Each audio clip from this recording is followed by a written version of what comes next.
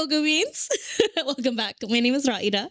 And I'm Nour, and this is Chapters Chitchat, your weekly excuse to overanalyze a single sentence for 20 minutes. Every week, we read excerpts from books that make us spiral in a good way. Whether it's poetic, unhinged, or just plain confusing, we're diving in with ratings, outrageous explanations, and the occasional existential crisis. This isn't your English lit class. It's deeper, messier, and way more fun. So grab your emotional support beverages. I have a Salam Cola. And I'm drinking a LaCroix. Get cozy, and let's crack open a chapter. This is Chapters Chitchat. So imagine a classroom where everything keeps dying. Plants, pets, people, and no one bats an eye. That's what we're getting into today with Donald Barthelme's The School. Barthelme's. Well, we had all these children out planting trees. See, because we figured that was the part of their education, to see how, the root systems and also the sense of responsibility, taking care of things, being individually responsible. You know what I mean? And the trees all died. They were orange trees. I don't know why they died. They just died.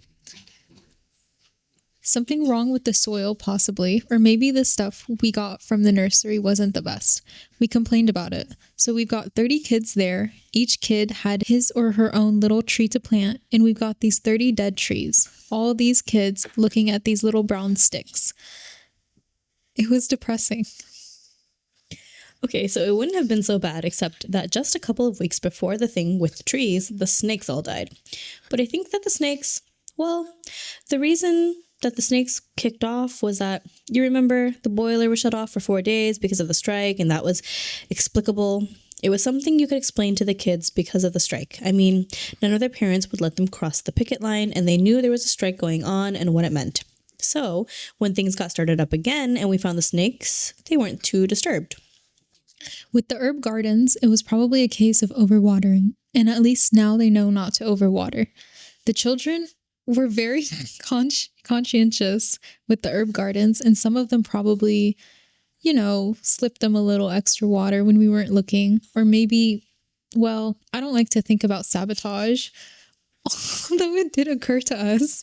I mean, it was something that crossed our minds. We were thinking that way probably because before that, the gerbils had gerbils, snakes, and the white mice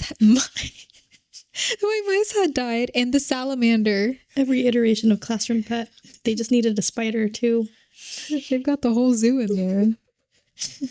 Well, now they know not to carry them around in plastic bags. Wait, hold on. Why is the salamander in the plastic? Why is a mouse in a plastic? Why is something furry that doesn't sit in water? I just want to know, did they get any teaching done here? Between all of this death. This is sounding like Montessori gone wrong. Oh my god. What grade is this school district given? Is it an A? Is it a B? I didn't know school districts got grades too. Yeah, they're all graded. I think it goes to D. No failures. We don't allow that. Okay, well, it continues. Of course, we expected the tropical fish to die. That was no surprise. Those numbers, you look at them crooked, and they're barely up on the surface. But the lesson plan called for a tropical fish input at that point. Well, why is there lesson? It's all based on their lesson plans. There was nothing we could do. It happens every year. You just have to hurry past it. We weren't even supposed to have a puppy. A puppy? We weren't even supposed to have one. It was just a puppy. The Murdoch girl found under a Gristede's truck one day, and she was afraid the truck would run over it when the driver had finished making his delivery. So she stuck it in her knapsack and brought it to school with her. So we had this puppy. As soon as I saw the puppy, I thought, oh Christ, I bet it will live for about 2 weeks, and that's what it did. It wasn't supposed to be in the classroom at all. There's some kind of regulation about it, but you can't tell them they can't have a puppy when the puppy's already there, right in front of them, running around on the floor and yapping. They named it Edgar. That is, they named it after me. They had a lot of fun running after it and yelling, "Here, Edgar! Nice, Edgar!" Me getting a dog and being like, "Hey, Mina looks like a boy." Then they'd laugh like hell. They enjoyed the ambiguity. I enjoyed it myself. I don't mind being kidded. They made a little house for it in the supply closet and all that.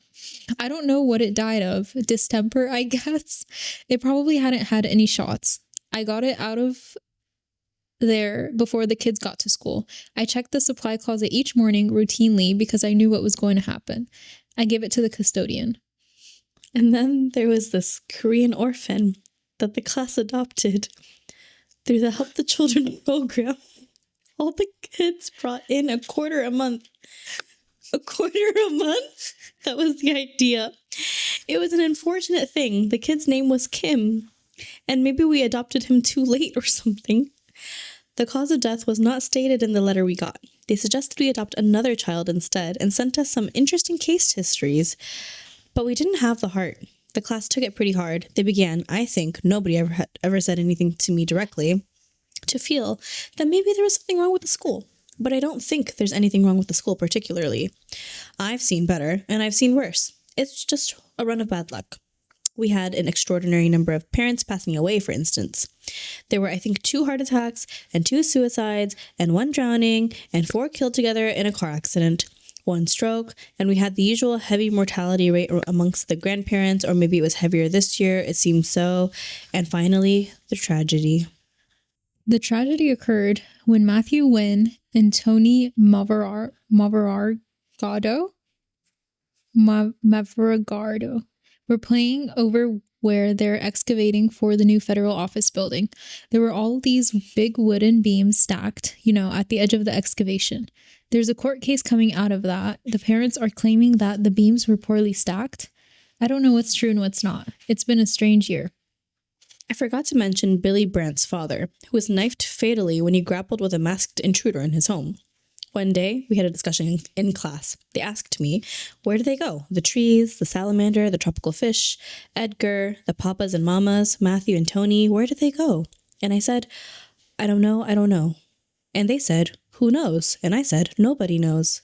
And they said, is death that which gives meaning to life? And I said, no, life is that which gives meaning to life. And they said, but isn't death considered as a fundamental datum, the means by which the taken for granted mundanity of the everyday may be transcended in the direction of... I said, yes, maybe. They said, we don't like it. I said, that's sound. They said, it's a bloody shame.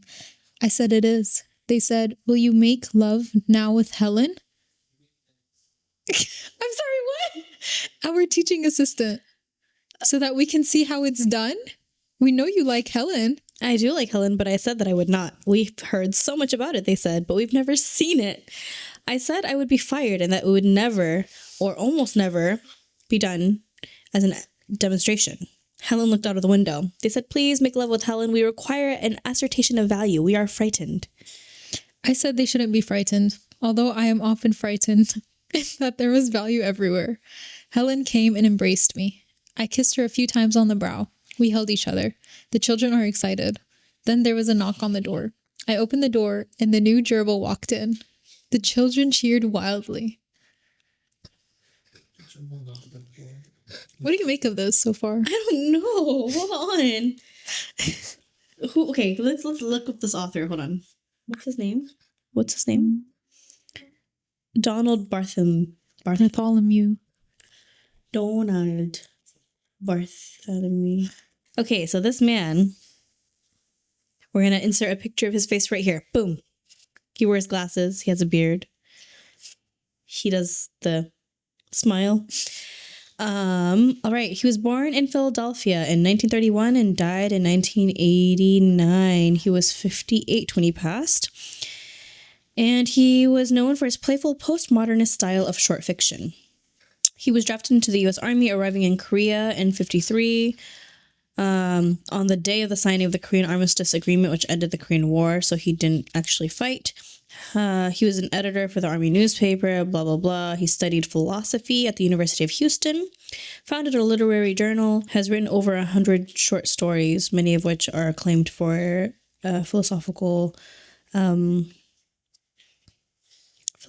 thoughts. Okay, sorry. All right. Well, we know that Edgar is the teacher. That's my assumption. And it takes place in a school where a lot of tragedy and absurdity takes place. And everything dies. I like his humor. It's so unexpected, and the way it's written, and even the repetition, like, of some certain lines. Like, I shouldn't have been smiling. Why was I smiling? I was smiling so big. The dog died in the custodial closet. The salamander in the bag. Like, okay, this part right here. Where do they go? The trees, the salamander, the tropical fish, Edgar, the papas and mamas, Matthew and Tony. Where do they go? I said, I don't know. They said, who knows? I said, nobody knows. And they said, is death that which gives meaning to life? And I said, no, life is that which gives meaning to life. It was like Dr. Seuss, but like dark. Yes, exactly. And I appreciate it because it gives a lot of thought. But is it jarring to you? Yeah, because it's children. Like, thinking about what we consider adult themes or adult concepts about life, even though in our everyday context around the world, children are confronting it for real in front of them at all times. And I feel like this was written by an American for Americans, because Americans are coddled oftentimes. And so it's very jarring to me. It is. I kind of feel like it's a good reflection, though, of how kids sort of can't fully process things in depth like adults do. Yeah. So when all these deaths are happening, they're still having fun. Right. Yeah. And still making jokes. So, which, as an adult, that's jarring. But like, yeah. But isn't that everyday life still? Like, you know, like a lot of people just keep kind of going. Yeah. We had 3 cats before. One of my cats passed away, I think at the beginning of this year. And the night that it happened, he had like curled up in his own little like comfort area, and then we kind of had to deal with that. But my daughter noticed the next day he was gone. And we, like, as Muslims, believe that, you know, animals are faultless and they're not tried the same way humans are, or whatever, or judged the same way. And I said, oh, he went back to Allah. He went back to God. Like, conceptually, that's what I believe, that the souls go back to from whence they came, and we return back to God when we are taken back. And she was like, but why?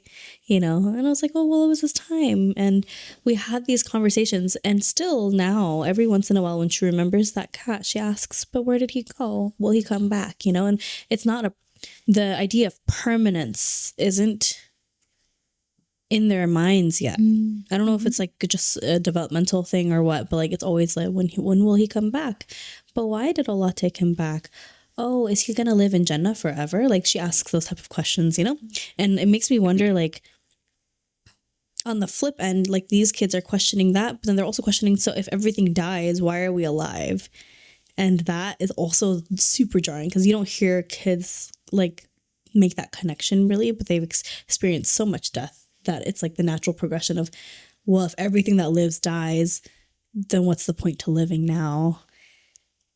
Yeah, it's jarring because you hear it coming from kids, but then these are the things that like we think about. Like, these are the existential thoughts that like we cycle through. You know, this relates to kind of me becoming an adult and fully realizing that life goes on even when traumatic things happen.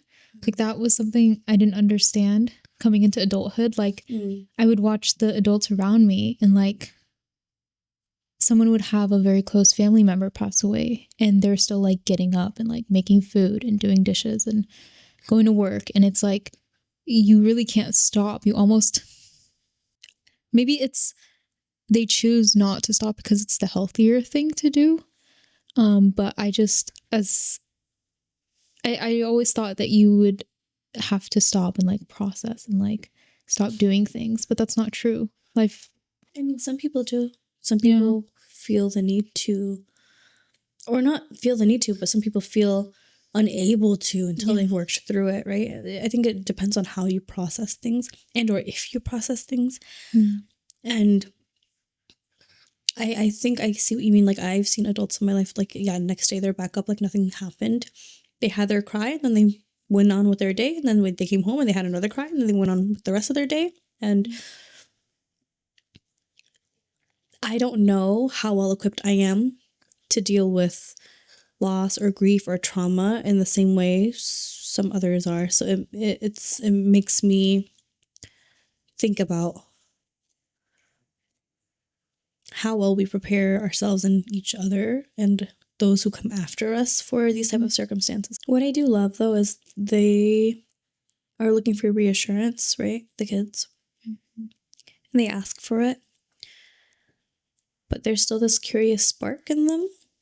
And like that point of like almost silver lining. Like, okay, when the gerbil comes, they're able to like put everything down and still be happy. Yeah.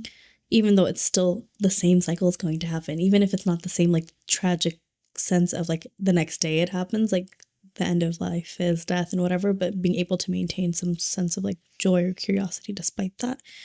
A will to live, I don't know. Don't know if it's that deep, but can definitely see it being that deep. Wait, that's it? That's it. That's the end. Oh my gosh. I thought we paused to talk. I thought there was more. Nope, it looks like that's it. Okay. How do you feel about it ending that way? I thought there was more. I'm like, oh, okay, this was a good chit chat. Moving forward. To nothing. You know, while I do appreciate the humor, and this is just like a personal reflection of mine, I feel like in the day and age that we live in, we sometimes overuse humor as a coping mechanism.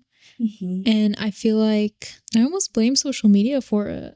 Yeah. With like the whole meme culture and the like the edits and or maybe it's just like flipping through, like I know on TikTok I'll see like a really serious video and then the one after it is like some like the most bizarre edit of like, I don't know, like some weird sense of humor. Yeah. And then I'll flip it and it's like children starving. So I feel like that kind of alters or like blurs the lines between when we need to be serious and when we don't.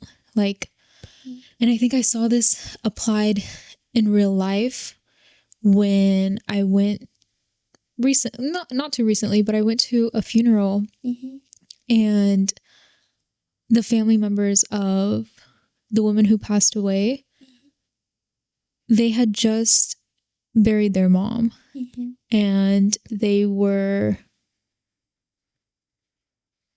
sitting together and making jokes. And I felt like the very same day. And I felt like, I don't know, I understand it could be a coping mechanism, but I don't know if that sits right with me. Like for you, it was a somber occasion, so it felt uncomfortable to see. Yes, because culturally, for me, like in Arab culture, we give a lot of respect to the dead, and so to be sat immediately after the funeral, making jokes, even if it's to lighten the mood, I don't think it was the most appropriate thing to do. And I noticed that it was the younger generation. They were the ones making jokes. But if you look around at like the, middle-aged family members, they didn't find anything funny. In fact, they looked upset. I think, okay, from a personal standpoint, I understand using humor as a coping mechanism, but I do think like when you verbalize it or express it, there's a time and place. And when others are in grief with you, perhaps you make that a private conversation. It can be the same day, sure, but if you just need a little bit of relief, you pull whoever you think you need to aside to have that, like a little bit of a memorialization with comedy. I don't know.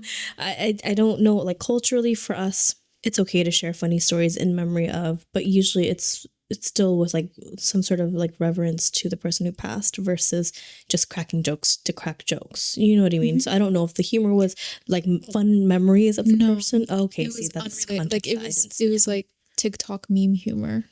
Okay. And I felt like that was so out of place. And I'm not even like an immediate family member.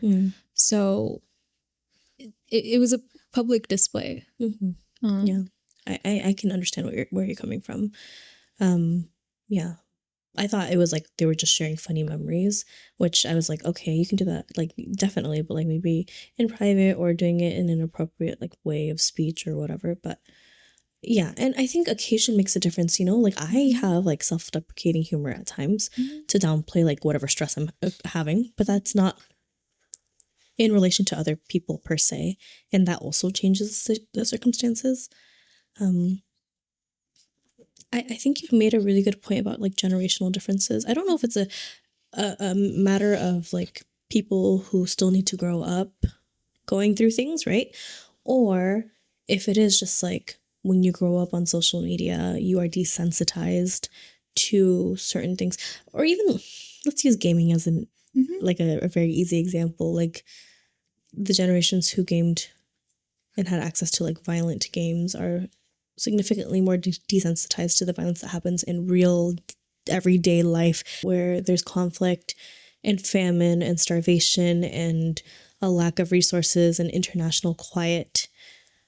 On the one hand, like, we're all being exposed to that. On the other hand, we're also potentially growing quiet over it because of that desensitization.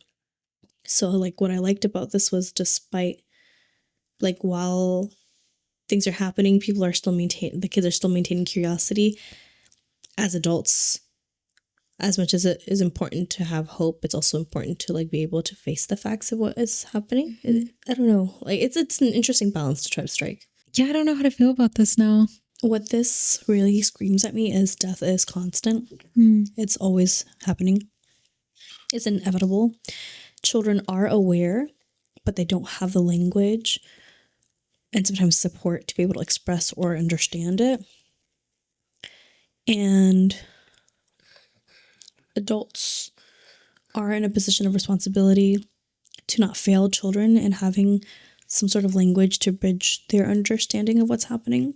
There's no, like, plot. It's, like, very just a happenstance way of communicating a bunch of things that happened. What do you rate this read? Oh, God. Are we doing stars? Yeah.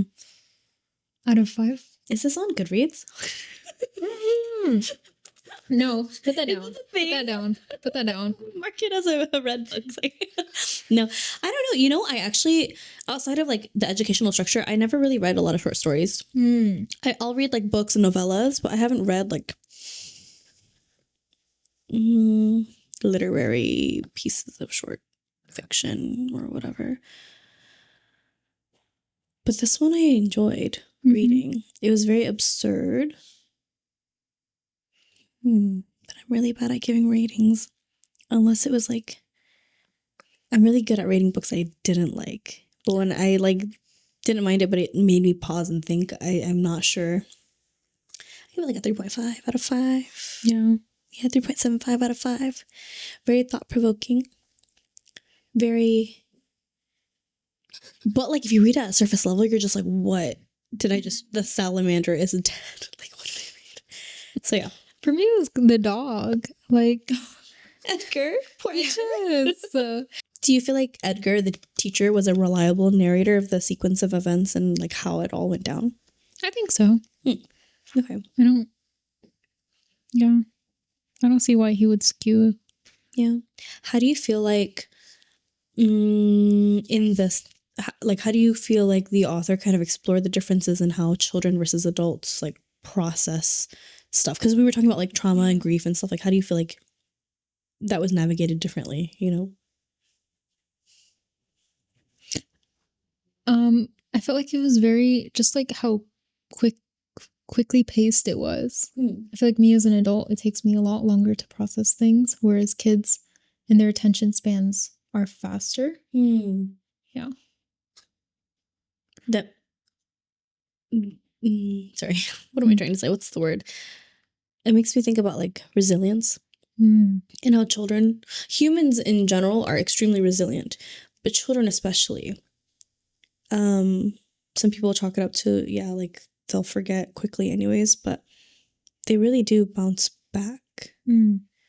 I didn't mean attention span as in like they forget, but just like how quickly they bounce from one thing to another. I feel like for me as an adult, I can't do it that quickly. Like I need time, but this could just be a me thing. I need time when traumatic things happen Yeah. before I can mentally move on. Right. Okay. And you need that time like to yourself. Yes. Got it. Yeah. What I also found interesting was like as you were reading, I was like, so who are the other staff? And then we don't even find out about Helen, the teaching aide, until the end. Yeah. Okay. And then they're like, yeah, the teacher and the teaching aide like each other. Where's all the other adults? It seems like all the parents are gone now. It makes me like question like how that classroom as an institution is failing the kids. Like, because why? It's in their curriculum to have all these animals. Was it in their curriculum to have the orphan too? It's very strange, yeah. Despite all the death, Mm-hmm. it does bring in a sense of hope in the end. Him and Helen, because he talks about how they embraced, and I feel like that it's kind of like a small little Like at the love end. will keep them going kind of thing. Yeah. Yeah. I just, it was weird. Like they were talking about life and death, and then suddenly the children are like, we want to see you guys make love, as if like the immediate unspoken thing was, we know that if you do, then there will be more life, like rebirth. You know what I mean? Like it made me think cycle, but I was like, why do these kids know this already? Like I was just like spiraling as a mom of young kids. Please don't ever say that. But yeah, like it just made me think like, wow, like there is hope and there is still opportunity and chance. All right, Mr. Donald Bartholomew. How do you say this? Bartholomew. I'm gonna ask Google. It's British. How Bartholomew. it sounds like a demon's name. Okay. You know, like no, Don't cut that out.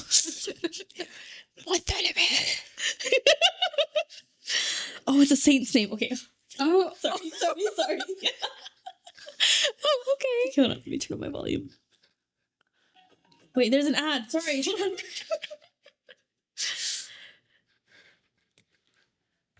These names. So this, we're going to be looking at how to say more confusing pronunciations as well. So stay tuned. This is the name of a French-speaking Caribbean island.